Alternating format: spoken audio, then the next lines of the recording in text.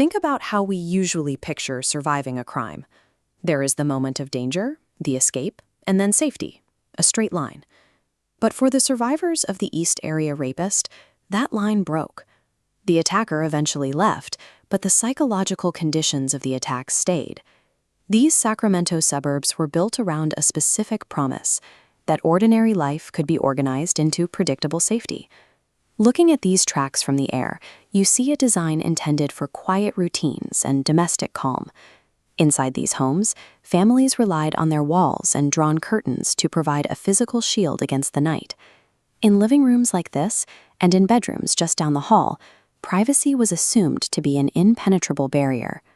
The terror did not strike a landscape that residents already knew was dangerous. The offender used the community's comfort against itself.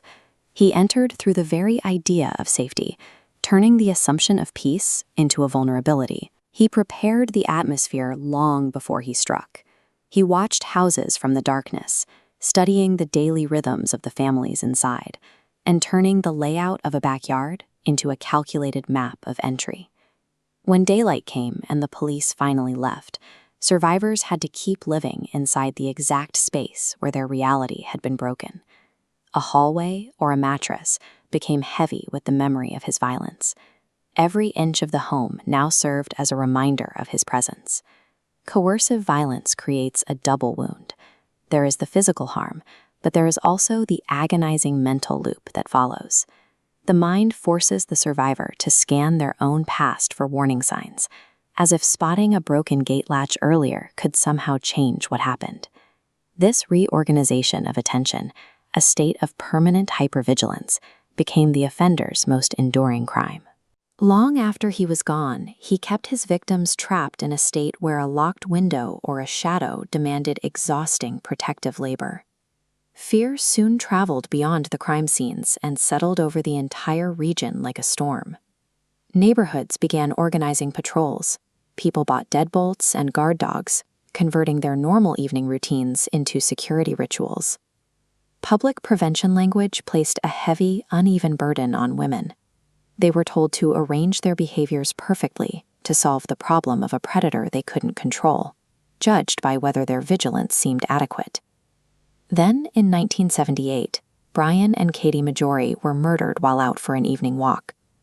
The community had been desperately trying to secure their bedrooms, but this homicide in the open air destroyed the hope that danger was contained indoors. 2 people were killed on a neighborhood sidewalk, and the map of dread immediately widened. The street was no longer a shared public space. The neighborhood had become an exposed perimeter. While one man was responsible for this wave of terror, the institutions meant to stop him worked in the dark.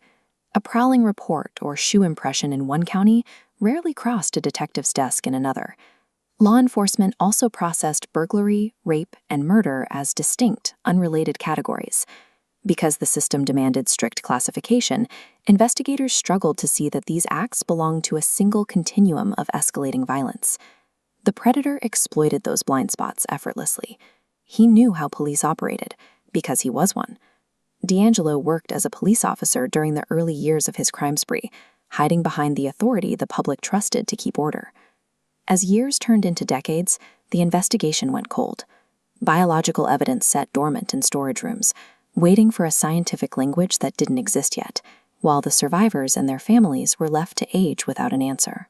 The system's inability to share intelligence across borders gave the offender his most powerful weapon: time. He had time to relocate and time to live an ordinary life while his victims carried the weight of what he had done.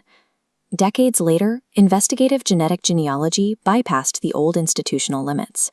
By comparing crime scene DNA against public ancestry databases, investigators traced distant family lines down to a specific branch, and eventually to D'Angelo. For the survivors, the 2018 arrest was a psychological rupture. The faceless shadow that had haunted their sleep for 40 years suddenly collapsed into the biography of an ordinary 72-year-old retiree. Because the statute of limitations on many 1970s sexual assaults had expired, those crimes couldn't be formally prosecuted. The law had waited too long to recognize the damage. Knowing his name didn't wipe the slate clean. Closure is an elusive concept when a person has lived their entire adult life managing hypervigilance. The arrest answered a question, but it couldn't return the stolen years. In 2020, D'Angelo pleaded guilty to 13 counts of murder and admitted to dozens of uncharged crimes. The legal proceeding gathered the scattered geography of his violence into a single public record.